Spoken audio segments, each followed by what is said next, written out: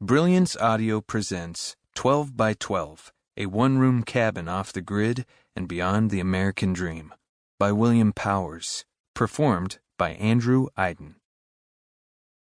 I know a doctor who makes $11,000 a year, my mother said. I looked up, suddenly curious. She's an acquaintance of mine, my mother continued, passing me a basket of bread across the dinner table.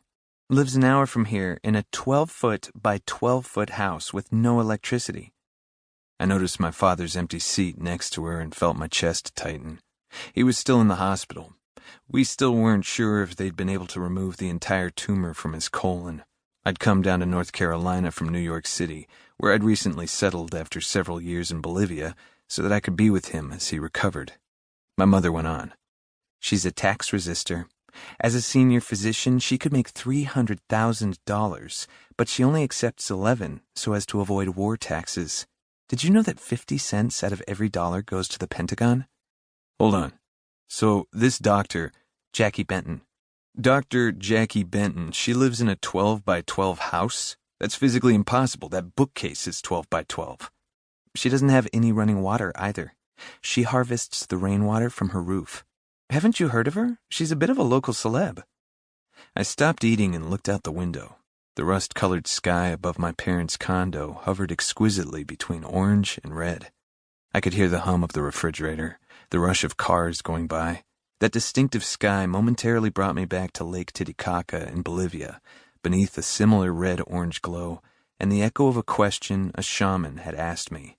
What's the shape of the world? Something moved inside me. I looked over at my mom and asked, "Do you have any way of contacting Dr. Benton?" "I have her mobile number," my mom said. "She keeps it off, but does check messages every now and then. People are always trying to reach her, and that's made her even more reclusive." Jackie didn't call back. As the days turned into a week, I left several unreturned messages on her voicemail. Meanwhile, when I wasn't visiting my father in the hospital, I asked others in town about this mysterious doctor. She provoked a range of opinions and was called everything from commie to saint.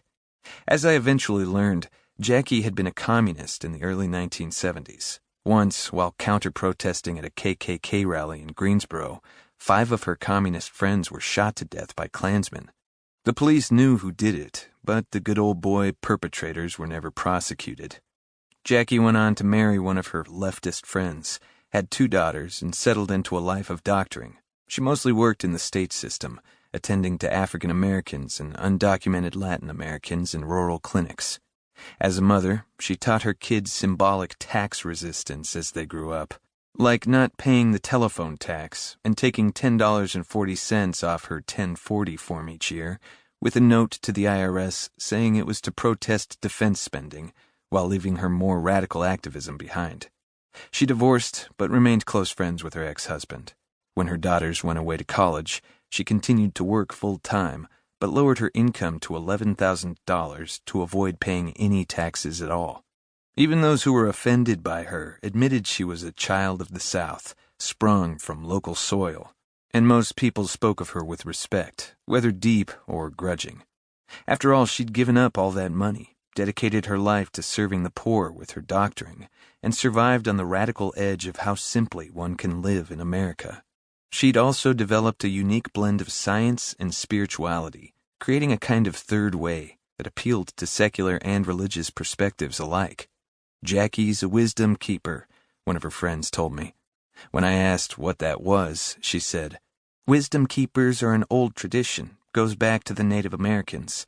They're elder women who inspire us to dig more deeply into life."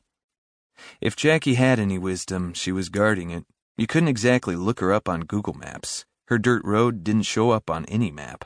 More than that, she wasn't living 12 by 12 just as an expression of simplicity. She chose those tiny dimensions, as she chose her tiny salary, for pragmatic reasons.